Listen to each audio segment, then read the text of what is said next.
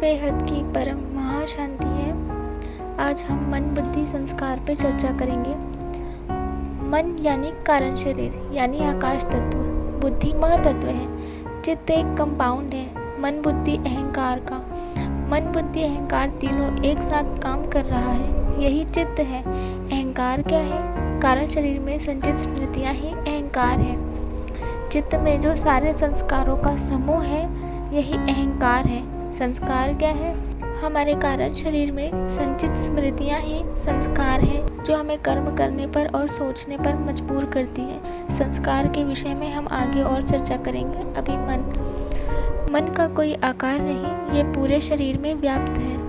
मन में जो रिकॉर्डिंग्स हैं वाइब्रेशन के रूप में वही इमर्ज होते रहती है, इसलिए मन निरंतर सोचता रहता है। लेकिन जब मन था ही नहीं, यानी आत्मा जब निराकारी थी, जब उसमें कोई स्मृतियाँ नहीं थी, तो आत्मा ने जो दृश्य देखा वो अनुभव किया, वो अनुभव संस्कार बना और आत्मा के ऊपर परम आकाश का आवरण बनता गया। वो परम आकाश का आवरण ही मन है। उसमें ही आत्मा ने जो भी दृश्य देखा वो अनुभव करते गई, वही संस्कार बनते गए और संस्कार ही कर्म करने पर मजबूर करते हैं। मन का काम है जुड़ना, यानी जब निराकारी आत्मा है उसने दूसरी आत्माओं को देखा और आसपास देखा तो उससे जुड़ गई संकल्प यानी तरंगों के माध्यम से, और वो उसके ऊपर लेयर बन गया। निराकार आत्मा के ऊपर भी लेयर्स होते हैं। आकार नहीं होता, निराकारी ही होती है आत्मा, लेकिन निराकार के ऊपर भी लेयर्स होते हैं। मन के बहुत प्रकार हैं, निराकारी मन के भी बहुत लेयर्स हैं। हम मोटे तौर पे 3 प्रकार के मन की बात करेंगे, निराकारी, आकारी और साकारी। सबसे पहले साकारी मन, यानी अभी हमारा कारण शरीर का जो लेयर एक्टिव है, ये शरीर हमें जिन कर्मों को भोगने के लिए मिला है उन कर्मों से क्या सीख मिलनी है, कौन कौन से कर्म बंधन और संबंधी देह के हमारे जीवन में आने हैं, कैसी परिस्थितियाँ, कैसे अवसर हमें मिलने हैं, ये सब कारण शरीर के जिस लेयर में रिकॉर्डिंग है वही इस जन्म में एक्टिव होता है। यानी मन का वो पार्ट एक्टिव है। जैसे जैसे कर्म सामने आने वाले हैं, दुख मिलना है, सुख मिलना है, उस हिसाब से मन काम करता है। लेकिन जब हम गहरी नींद में होते हैं तो मन की बहुत सारी परतों में से कोई परत खुल जाती है तो हम अपने स्थूल जीवन को भूल जाते हैं। ये बहुत गहरी नींद की अवस्था में होता है और उस दृश्य को ही हम सत्य मानते हैं। वो दृश्य हमारे किसी जन्म की स्मृति या हमारी सोच की कोई रिकॉर्डिंग है जो गहरी नींद की अवस्था में खुल गई। ये स्वप्न अवस्था की बात थी।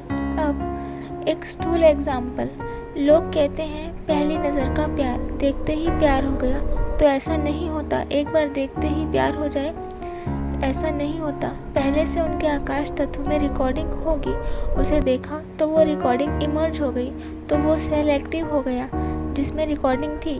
मन का काम ही है जुड़ना, देखते ही जुड़ जाता है। जब तक उसे देखा नहीं था तब तक वो रिकॉर्डिंग इमर्ज नहीं हुई थी, वो सेल अंदर पड़े थे कारण शरीर में। ऐसे अनेक जन्म और ऊपर जिस जिस आयाम से आत्मा आई है, सबकी रिकॉर्डिंग आत्मा में है। जहाँ जहाँ आत्मा जाती है वो लेयर वहाँ का खुल जाता है। अगर आत्मा स्वर्ग लोक गई तो वहाँ जिनसे कर्म बंधन है वही उन आत्माओं के पास जाएगी। जैसे स्वर्ग लोक बहुत बड़ा है तो आत्मा अपने कर्म बंधन वाली आत्माओं के पास ही जाएगी। जैसे हमारा इस धरती पर भी जब जन्म होता है, इतने बड़े पृथ्वी में, इतने सारे देशों में, एक देश में भी इतने राज्यों में, और उन इतने राज्यों में भी इतने शहरों में भी, यानी कि इस पूरी पृथ्वी में मनुष्य का जन्म उसी देह के संबंधियों और उन्हीं आत्माओं के घर जन्म होता है जिनसे उनका कर्म बंधन है। वैसे ही आत्मा जब ऊपर स्वर्गलोक में भी जाती है तो उन्हीं आत्माओं के पास जाती है जिनसे उसका कर्म बंधन है।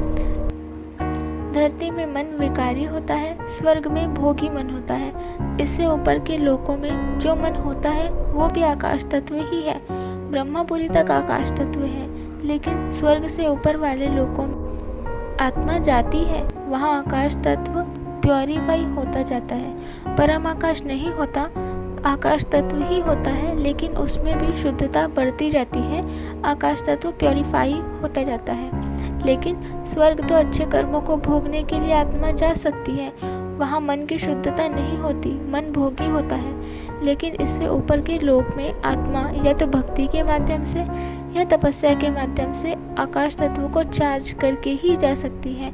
चार्ज करने का तात्पर्य है आकाश तत्व में जो भी स्मृतियाँ हैं, जो भी रिकॉर्डिंग्स हैं, विकार हैं, उनको चार्ज करना। यानी कि जब हम भक्ति करते हैं अपने इष्ट की, अपने भगवान की, या तपस्या करते हैं, तपस्या यानी कि हम उनसे योग लगाते हैं, तो हमारी आत्मा में उनसे शक्ति आती है। उस शक्ति से हमारी आत्मा में जो आकाश तत्व में संचित स्मृतियाँ हैं वो डिलीट होते जाती है, तो आकाश तत्व चार्ज होता है।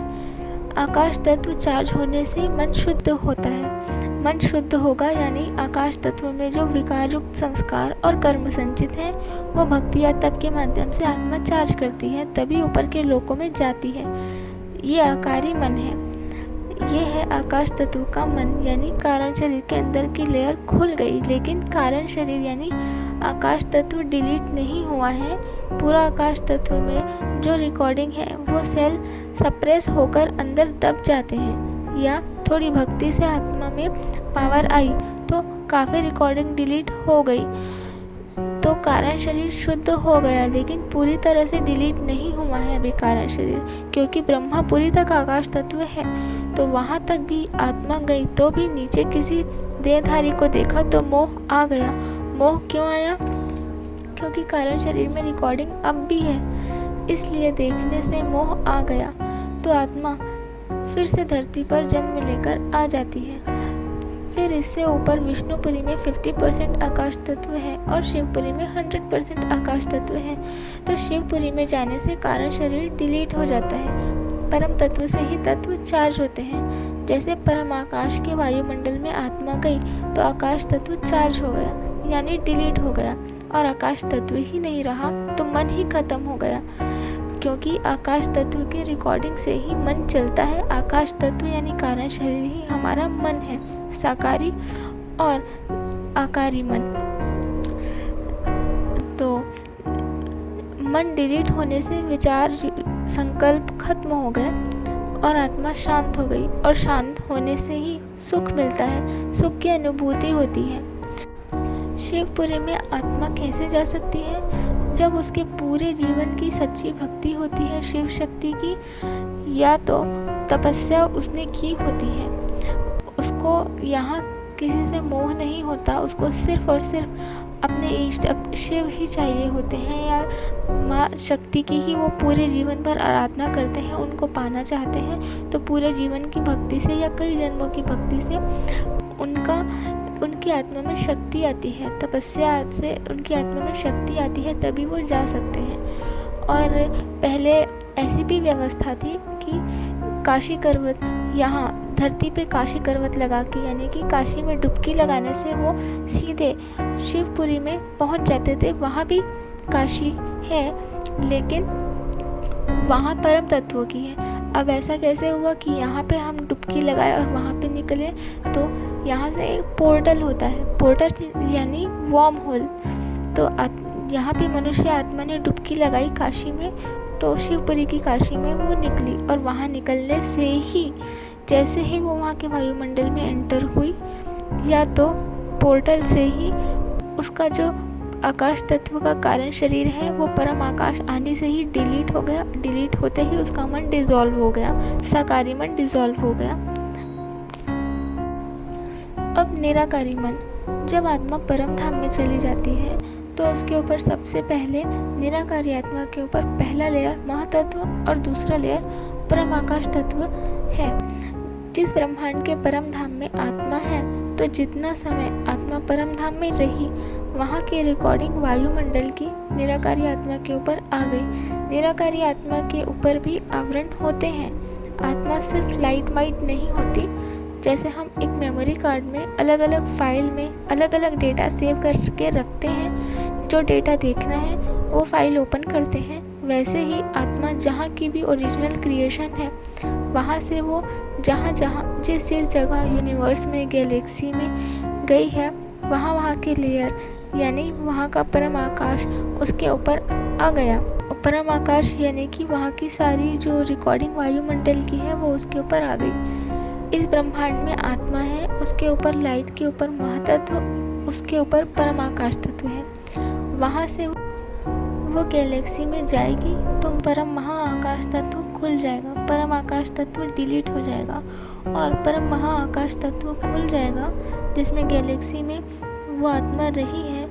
तो वो रिकॉर्डिंग खुल गई तो ब्रह्मांड की सारी मेमोरी डिलीट हो जाएगी, क्योंकि आकाश तत्व, परम आकाश तत्व सब डिलीट हो गया जिसमें इस ब्रह्मांड की रिकॉर्डिंग थी। महाब्रह्मांड में जाने से, परम महाआकाश तत्व के आ जाने से। इसलिए दादाजी ने पुरानी वीडियो में बताए हैं, ऊपर जाके हम यहाँ का सब कुछ भूल जाएंगे। दुख हो रहा है, तकलीफ हो रही है, ये सब सपना समझो, क्योंकि जब हम कोई बुरा सपना देखते हैं नींद में तो वो किसी जन्म की रिकॉर्डिंग होगी, सपने में इमर्ज हुई लेकिन सुबह उठकर सपना लगा। वैसे ही ऊपर जाने के बाद ये सब सपना था ऐसा लगेगा, सब भूल जाएंगे, कुछ याद भी नहीं रहेगा और वहाँ की ओरिजिनल स्मृति आ जाएगी, हम रियल में कौन हैं, क्योंकि आकाश तत्व ही डिलीट हो गया। तो ऐसे ही ऊपर 21 पीढ़ी हो या 100 कला का मल्टीवर्स, जितना नीचे आत्मा आई है वहाँ का परम महाआकाश तत्व उस डायमेंशन का उस निराकारी आत्मा के ऊपर आ गया और परम आकाश तत्व में ही वहाँ के वायुमंडल की रिकॉर्डिंग होती है। तो जैसे ही निराकारी आत्मा के ऊपर परम आकाश की लेयर उस डायमेंशन की आई, उसके हिसाब से उसका मन चलेगा। ऐसे कितने परम आकाश की लेयर उस निराकारी आत्मा के ऊपर होगी जहाँ जहाँ से वो आई है और वापस वो गैलेक्सी में गई तो निचले परम आकाश की लेयर डिलीट हो गई और वहाँ की परम आकाश की लेयर खुल गई। यूनिवर्स में आत्मा गई तो वहाँ की परम महाआकाश की लेयर खुल गई। तो उस हिसाब से मन काम करेगा। हर स्टेज में मन अलग अलग होता है। अलग अलग लेयर के परम धाम में जाने से मन बदलता रहता है, सोच नहीं होती है, परम शांत स्वरूप में ही आत्मा होती है। अब हम उस निराकार स्टेज में मन की जो स्थिति है वो कैसे रहती होगी वो हम यहाँ पे अभी कल्पना नहीं कर सकते हैं। यहाँ पे जो मन है वो वहाँ बिल्कुल भी नहीं होता है, वो निराकारी मन होता है, वो अलग ही स्थिति होती है। वहाँ आत्मा में ना ही विकार होता है ना ही भावना होती है। निराकारी स्वरूप में आत्मा भावातीत होती है लेकिन फिर भी मन होता है। अब निराकारी मन कैसा है ये इस साकारी दुनिया में आप कल्पना नहीं कर सकते हैं और इसके बारे में मुझे भी अभी इतनी जानकारी नहीं है। ये आप दादाजी की वीडियो है मन का अति सूक्ष्म रूप, ये आपको परम शांति मोटिवेशन एंड मेडिटेशन के चैनल पे मिल जाएगा, आप वहाँ से जाके देख सकते हैं। अब आगे प्रश्न ये आता है, आत्मा निसंकल्प होती है निराकार स्वरूप में, तो क्रिएशन का संकल्प कहाँ से आता है? ब्रह्म के अंदर महाब्रह्म से आता है, महाब्रह्म के अंदर परम महाब्रह्म से। ऐसे उसकी रचयिता से ही रचना में वो रिकॉर्डिंग आती है क्रिएशन की। जैसे मल्टीवर्स के क्रिएटर 100 कला वाले क्रिएटर ने आत्माओं की रचना की निराकारी रूप में और अपने ब्रह्मांड का सर्जन करवाया, तो उसकी ये जो क्रिएशन करने की जो संस्कार है वो उसके बच्चों में आए, उसके बच्चों से उनके बच्चों में आया, यानी कि उन आत्माओं से और आत्माओं में आया, यानी कि परम महाशिव से महाशिव में आया, महाशिव से शिवों में आया। यानी कि जो आत्मा होती है वो निराकारी स्वरूप में होती है, निराकारी में कोई रिकॉर्डिंग्स नहीं होती। निराकारी आत्मा के ऊपर जो महातत्व है, महातत्व में ही संस्कार होते हैं और वो संस्कार जो क्रिएशन करने का है वो उसके पिता से आता है आत्मा में। पिता यानी कि उसके क्रिएटर से आता है। तो ये हल्का सा संकल्प वो आत्मा क्रिएशन करने के लिए करती है। जैसे हम स्थूल में भी देखते हैं, बच्चे का शरीर माता पिता के डीएनए से बनता है। माता पिता के जीन्स जो हैं, जो उनके जो संस्कार गुण हैं, सिर्फ माता पिता ही नहीं, उस खानदान में जो भी गुण हैं, कुछ गुण उस बच्चे में आते ही हैं। ये ऊपर से ही आया है। हर स्थूल में जो भी चीज़ संस्कार है वो सब सूक्ष्म से ही आई हुई है। जैसे नई आत्मा का सर्जन करती है जब कोई निराकारी आत्मा, तो वो निराकारी पुरुष प्रकृति साथ में ही होते हैं निराकार स्वरूप में, या तो जब वो आकारी स्वरूप में होते हैं पुरुष प्रकृति, तो वो एक रूप होकर ही नई आत्मा का सर्जन करते हैं। वैसे ही स्थूल में जब संतान की उत्पत्ति होती है तो स्त्री और पुरुष के मेल से होती है। अब बुद्धि यानी महातत्व यानी आत्मा की शक्ति। हर डायमेंशन में बुद्धि अलग अलग होती है। जितना उसको ज्ञान है और उस ज्ञान में उसको जितना निश्चय है, इसके हिसाब से बुद्धि काम करती है। मन कारण शरीर की रिकॉर्डिंग के हिसाब से निरंतर सोचता रहता है और बुद्धि उसको ज्ञान बताता है, ये सही है या नहीं, या क्या है कैसा है, जैसा है वैसा उसको बताता है। और बुद्धि जिस पे निश्चय कर लिया, मन उससे जुड़ जाता है। मन बार बार जुड़ने के लिए बुद्धि को बताता रहता है। आत्मा साकारी या आकारी अवस्था में जिस भी लोक में है, उसने जो भी दृश्य देखा, वो अनुभव किया, वो अनुभव स्मृतियाँ बनके उसके कारण शरीर में संचित हुआ, और वो ही संचित स्मृति ही उसका संस्कार बना, और वो ही संस्कार उसको सोचने पे और वो सोच कर्म करने पे मजबूर करता है। जैसे हमने मिठाई को देखा तो खाया, खाने पर उसका स्वाद अच्छा लगा तो फिर से खाया, ऐसे बार बार खाने पे वो संस्कार बन गया। यदि हम मिठाई को देखते ही नहीं तो उसको खाते नहीं तो वो संस्कार नहीं बनता दोबारा खाने का। ऐसे ही प्यार करना, नफरत करना, गुस्सा करना, ये सब संस्कार हमारे अंदर है। हमें कोई पसंद नहीं, उसका व्यवहार आचरण पसंद नहीं, बार बार उसके बारे में वही नकारात्मक या सकारात्मक विचार हम सोचते रहते हैं। वो रिकॉर्डिंग होता रहता है और वही रिकॉर्डिंग हमारा सोचने पे मजबूर करता है, कर्म करने पे मजबूर करता है। यही संस्कार बनते जाते हैं। ऐसे अनेकों जन्म से हमने जो जो भी देखा है, सोचा है, किया है, वो सब स्मृतियाँ ही संस्कार के रूप में हमारे कारण शरीर में पड़े हुए हैं। ये साकारी बुद्धि की बात थी। आकारी बुद्धि की स्टेज अलग होती है, निराकार की बुद्धि की स्टेज अलग होती है। हर डायमेंशन में बुद्धि की स्टेज बदलते रहती है। गहराई से मन बुद्धि संस्कार की जानकारी लेने के लिए आप हमारे दादाजी की मेन यूट्यूब चैनल बापूजी दर्शन भाई में विजिट कर सकते हैं और देख सकते हैं। और परम शांति मोटिवेशन एंड मेडिटेशन के चैनल पे बापूजी का एक बहुत ही सुंदर पॉडकास्ट साक्षी दीदी के साथ है, मन का अति सूक्ष्म रूप, आप वो भी देख सकते हैं, जिससे आपको गहराई से जानकारी मिलेगी। धन्यवाद। परम शांति परम ज्ञान दादाजी से।